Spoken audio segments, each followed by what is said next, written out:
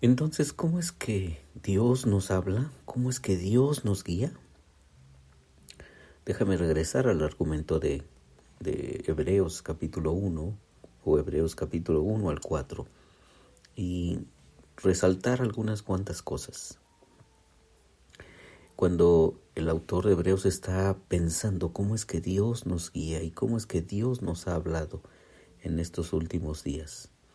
Entonces busca en los libros ya muy antiguos, libros como los Salmos, libros como Isaías, y encuentra allí algunos otros versículos de la antigüedad y dice, caramba, desde hace miles de años Dios nos está hablando, pero en estos últimos días nos habla por medio de su Hijo. Entonces, él hace un comentario, es decir, escribe un libro llamado Hebreos, en donde comenta muchas cosas del Antiguo Testamento. Entonces, en el capítulo 3, por ejemplo, y parte del capítulo 4, no es más que un comentario del Salmo 95.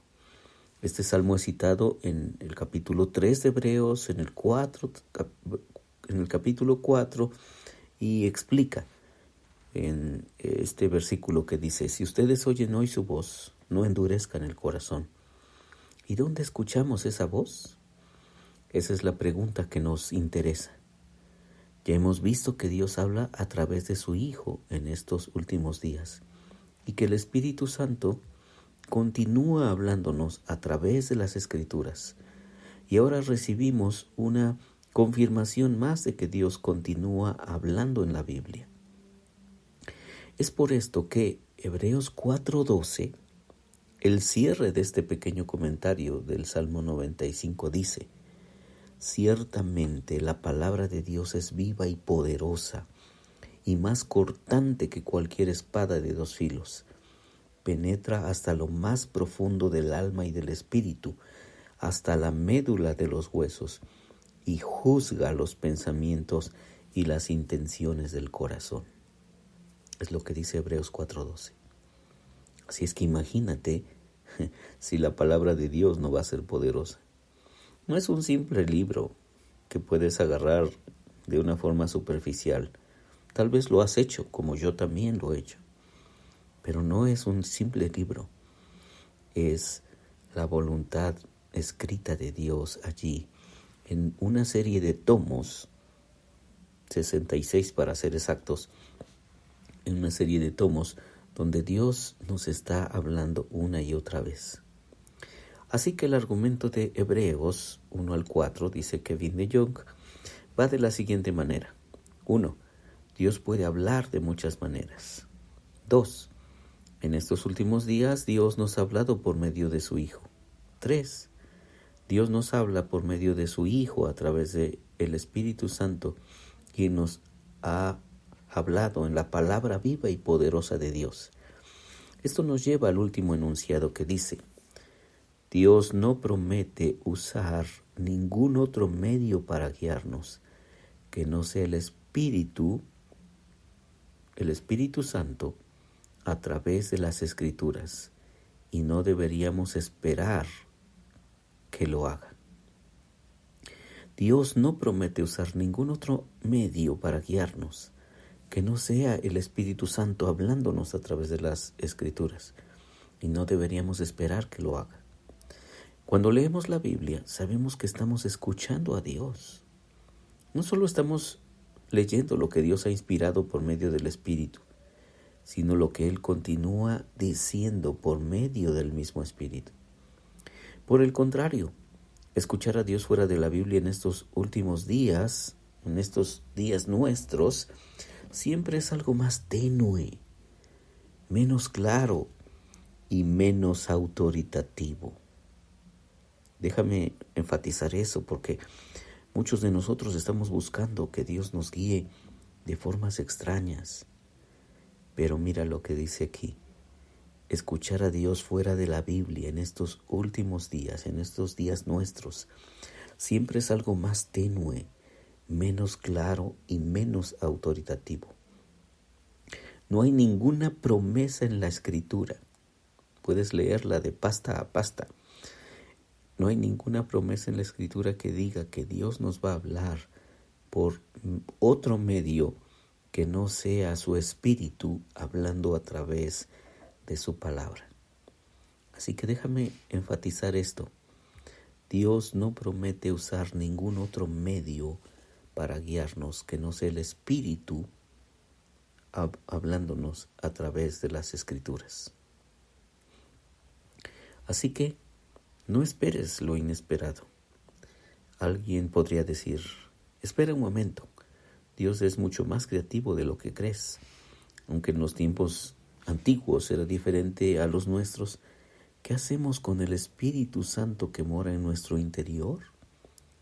¿No nos guía? ¿Y qué del libro de Hechos? ¿No vemos a Dios hacer milagros y hablándole a su pueblo de maneras sorprendentes? Nuestro amigo imaginario tiene un punto de vista. Basta con leer el libro de Hechos. Allí encontramos varias visiones. La visión de Ananías en el capítulo 9, la visión de los animales inmundos en el capítulo 10, la visión del hombre de Macedonia en el capítulo 16, la visión en Corinto en el capítulo 18, la visión en el camino a Damasco, capítulo 22, y leemos de ángeles apareciéndose a Felipe, capítulo 8, a Pedro en el capítulo 12, a Pablo en el capítulo 27. Hay ejemplos de voces audibles en varios versículos del libro de los Hechos. Impulsos misteriosos a ir a algún lugar, Hechos capítulo 8 y capítulo 20.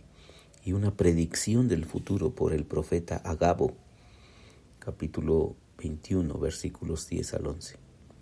Da la impresión de que Dios se aparecía y le decía a las personas a dónde ir, guiándolos por diversos medios. Pero hay un par de consideraciones que me hacen pensar que esos ejemplos en el libro de los Hechos no deben ser el patrón regular para nuestras vidas.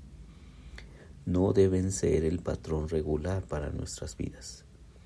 Primero, necesitamos reconocer que estos eventos de revelación especial no eran normales, ni siquiera para los apóstoles. Mira a Pablo, por ejemplo. En ocasiones Dios le hablaba directamente para que fuera a algún lugar, pero la mayor parte del tiempo él tomaba decisiones como cualquiera de nosotros. Él usaba frases como nos pareció bien al Espíritu Santo y a nosotros. Eso lo puedes leer en Hechos capítulo 15. En casi todos los casos, él simplemente decidía dónde ir y cómo llegar ahí. Hechos capítulo 20, versículo 16. En 1 Corintios 16, él presentó sus planes de manera muy prosaica, diciendo básicamente, cuando llegue voy a hacer algunas presentaciones. Luego algunos me van a acompañar, si les parece bien. Una vez que haya pasado por Macedonia, iré donde ustedes. Me quedaré un tiempo, quizá hasta después del invierno. Quiero tomarme un tiempo, si el Señor lo permite. Luego me iré a Éfeso, porque hay buenas oportunidades allí. ¿No te da la impresión de que el apóstol recibía visitas angelicales cada 2 días, ni de que esperaba que sus sueños le revelaran qué hacer? Con raras excepciones, Pablo planificaba, hacía estrategias y tomaba sus propias decisiones en cuanto a los asuntos amorales de la vida.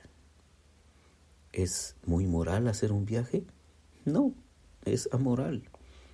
¿Es muy moral visitar una ciudad? No, es amoral. ¿Es muy moral planificar una actividad? No, es amoral.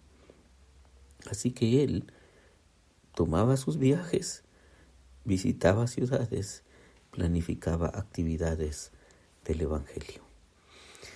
Hay una segunda forma también en la que Dios guiaba al apóstol Pablo y a otros apóstoles, pero esto lo veremos el día de mañana. Soy Víctor Hugo Juárez. Espero que este devocional sea de mucha bendición para ti. Dios te bendiga.